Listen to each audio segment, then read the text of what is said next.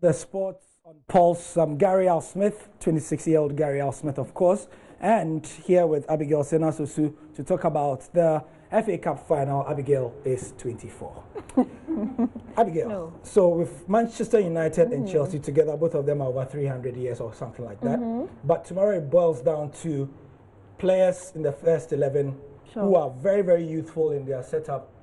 Man United have a string of youthful players. Some will be coming very, very buoyed by the fact that they've been named in their World Cup teams. Others also will be very angry that they weren't chosen. Some will be blaming their coaches on Chelsea. And how does the naming of the World Cup squads affect tomorrow's FA Cup final? It affects it greatly, Guy. If you ask me, like you said earlier, it will be a mixed feeling, especially for Manchester United players who have seen some names in there for England, and some were hoping to be named in their squad for fans and all that. And so you are coming in extra careful as for those that have been named, making sure that they equally want to prove why they've been named, but also want to be careful so they don't get injured at this time. And this is one that Chelsea would want to win at all costs and say at least they went through this season, not the best, but at least they came out with a trophy. And so if you are named in that squad, you are going in wanting to play for your club, wanting to win, and you are cautious that in Russia you want to be there, you want to play, you want the world to see you. And so it's going to be 50-50. Mourinho will have a lot of work on his hand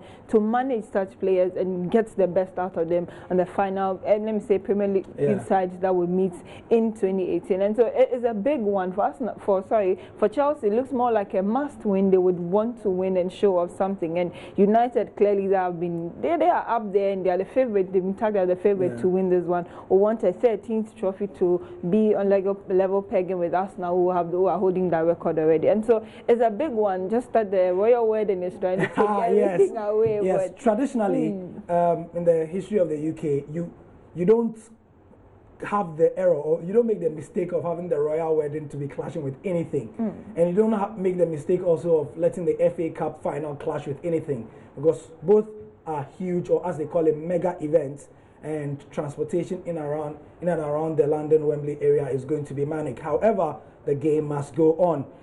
For Chelsea, there's also the spectre of Eden Hazard, who has said that he will not sign a new contract until he sees the ambitions of the club. With that in mind, let's get a preview of tomorrow's FA Cup final. It hasn't been the best of seasons for Manchester United. They've been criticised for their defensive nature under Jose Mourinho as they manoeuvred their way to second place in the Premier League. There is, however, a shot at redemption as the FA Cup final hands United a chance to end on a high.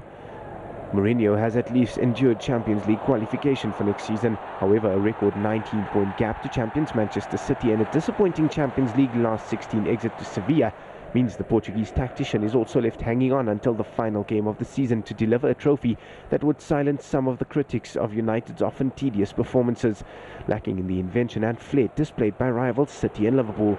Nobody likes showing up their critics quite like this special one, and should United get the job done at Wembley, his performance at Old Trafford will be significantly reframed after a tough campaign. To win on Saturday, Mourinho must shake United out of their own end-of-season slumber. They've scored just once in their past 3 games. Whether he can close the gap on City next season will depend on his ability to get the best out of his attacking talent, particularly star men Paul Pogba and Alexis Sanchez. Starting that process with a trophy on Saturday would be a strong statement of intent from United. It will give Mourinho the extra satisfaction of showing arch-rival Antonio Conte how short-lived life can be as Chelsea manager under the ruthless Roman Abramovich. There is, however, question marks surrounding the fitness of Romelu Lukaku. The Belgian missed the last few games of the Premier League season and United needed him dearly.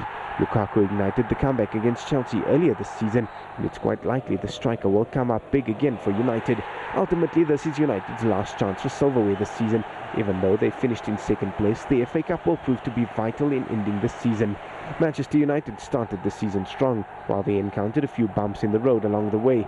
They look to put that aside and finish the season strongly. It's the chance for silverware for both sides. And indeed, if you look at all the teams that were in the semi-final, it was the same story for them as well. All of them needed the silverware. Look at Southampton, for instance. They needed to show something for their season and the way it went so bad. However, it's Man United and Chelsea that have made it to the final. Which players will be the main ones? We've seen in the preview that Romelu Lukaku has something to prove. Paul Pogba has something to prove. Eden Hazard has something to prove. Who else?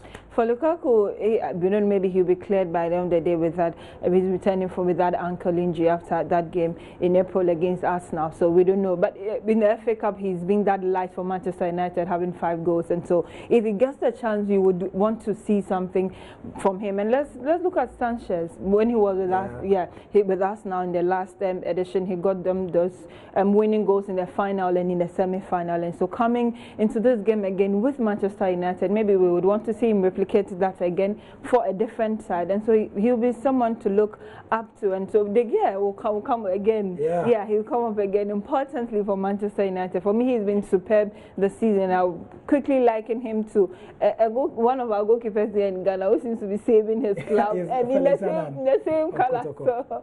So De Gea would have a big role to play in this one. Maybe he can just end the season and end it so well with a lot of clean sheets as he can bag home. And so it will be big. Manchester United seems to be the spot out there, but Chelsea can equally pull a surprise. They could indeed, and with someone like Olivier Giroud in the, well, he's eligible to play. He is. Yes. He is. And yeah, we know that he scored several goals against Liverpool, and he did so again the last time they met in any competition.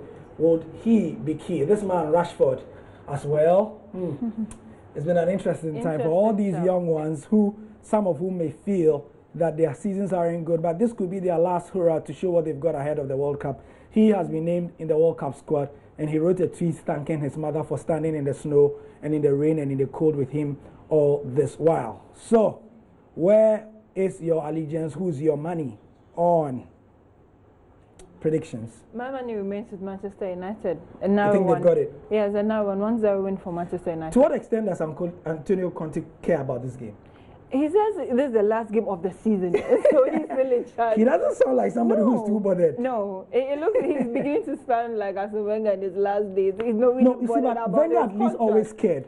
Whether he cared enough to have a impact the team to win. That was, but Conte seems to be like, maybe he's gotten to the point he feels that, guy, go out there and play. Just do what I have told you. Why should everyone be talking about me? You are also involved. So just play your part. I think that is how he's feeling now. So Manchester United win for you as well. We have previews on myjoyonline.com, and also we'll be having predictions on our various Facebook and Twitter feeds. Thank you, Abigail, for your time. I am Gary L. Smith, and we'll be back, of course, at 8:30 to feed you on more previews for this game.